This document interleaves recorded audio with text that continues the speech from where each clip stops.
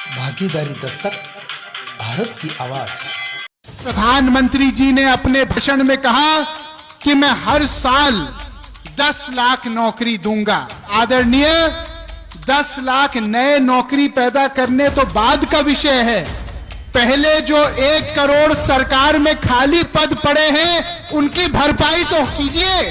आज जो लोग केवल धर्म के और जाति के नाम पे वोट ले रहे हैं, उनसे हम ये प्रश्न तो पूछें कि रोजगार, शिक्षा, चिकित्सा, कोई टीवी चैनल दिखाने को तैयार नहीं, कोई अखबार लिखने को तैयार नहीं।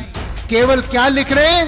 हिंदू मुस्लिम, जाति पाति, तोते के तरह। ये राजनीति हम होने नहीं देंगे। हिंदुस्तान में अगर 100 रुपए लोन लिए जाते हैं बैंकों से, तो उसमें 90% पैसा केवल उद्योगपतियों को जाता है।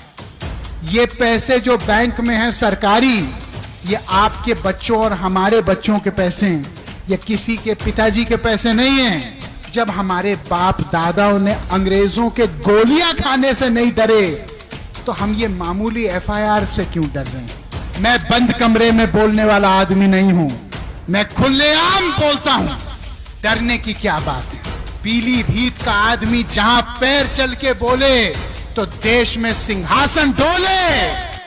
हिंदुस्तान को अंदर से दीमक की तरह खा रहा है, तो हम नाम लेके और उसका काम लेके भी बोलेंगे और डंके के चोट पे बोलेंगे।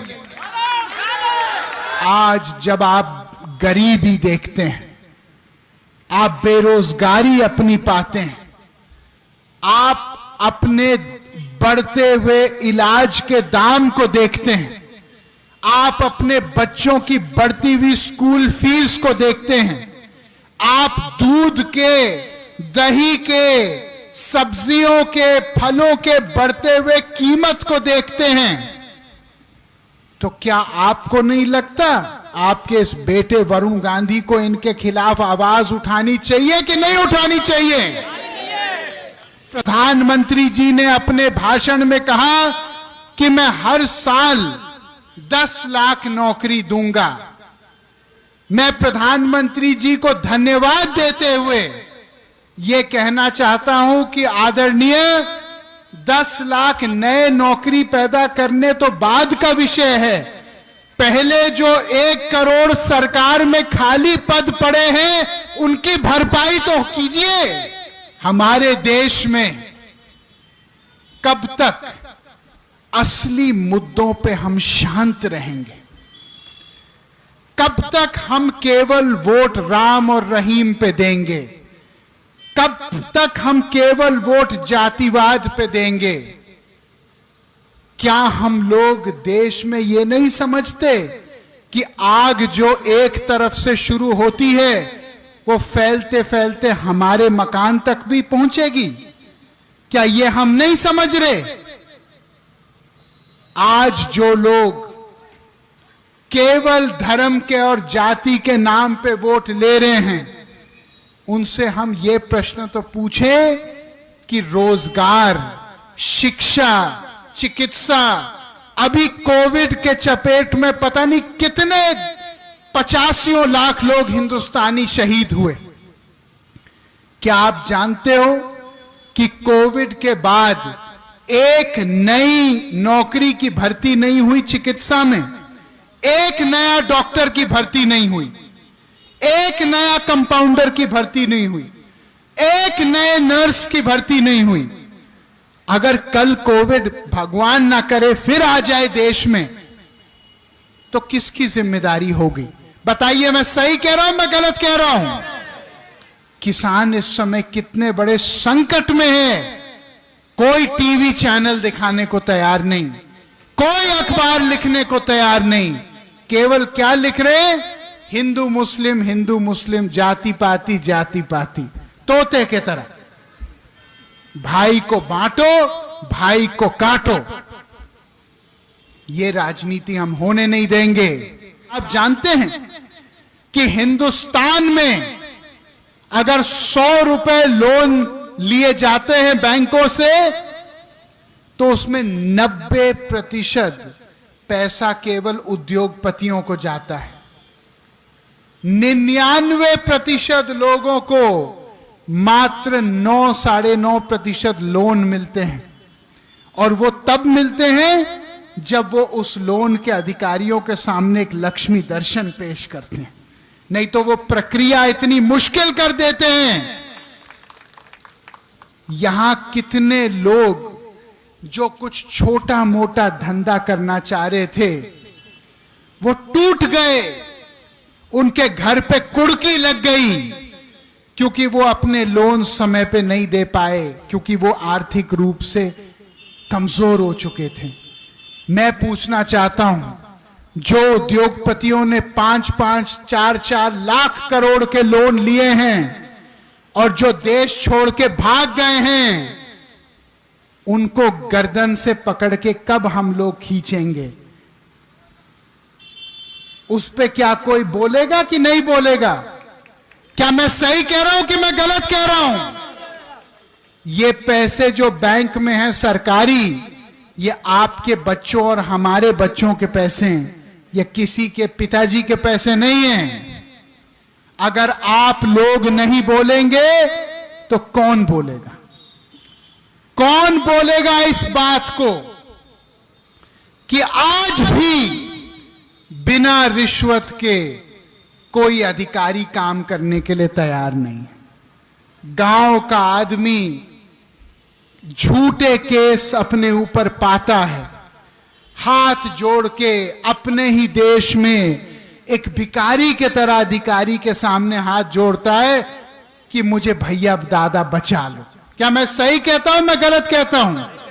और वो अधिकारी का एक दलाल होता है, वो उसको कहता है भैया शाम को आ जाना, तुम्हारी संपूर्ण रक्षा होगी। क्यों? जो काम अंग्रेजों का हो रहा था, हमको नीचे बिठाने का जानवर के तरह, कब तक ये काम चलता रहेगा? वरुण गांधी कहता है नेता वो होना चाहिए जो गरीब जनता को अपने कंधे पे श्रवण कुमार के तरह उठा के चले, ना कि अपने जूते पर बिठाए।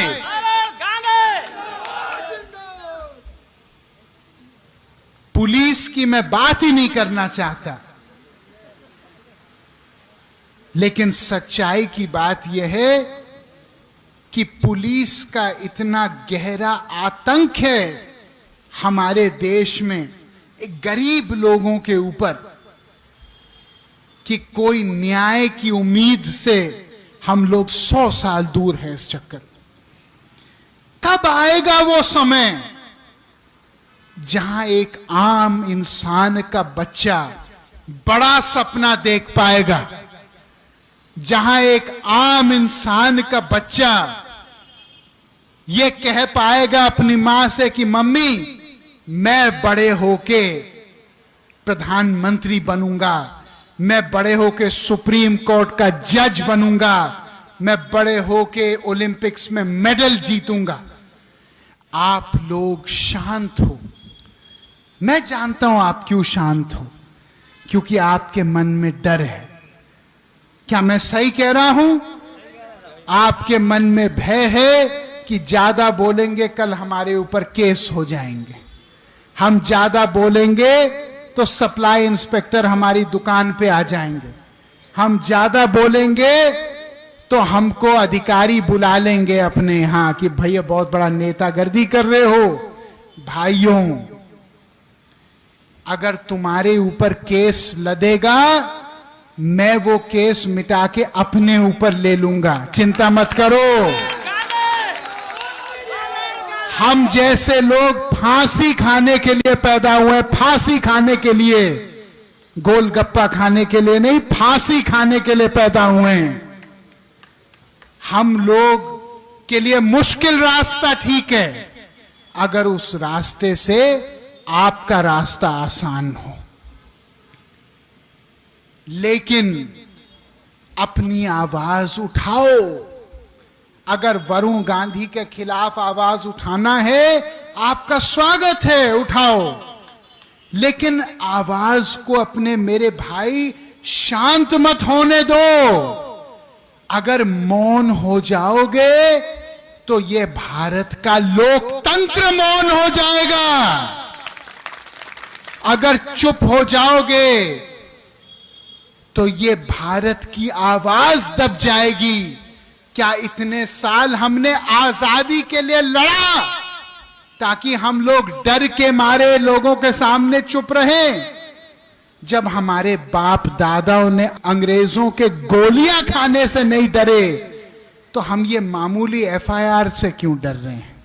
ईमानदार राजनीति और समाज के हिस्सा बनिए, उसके पूरक बनिए।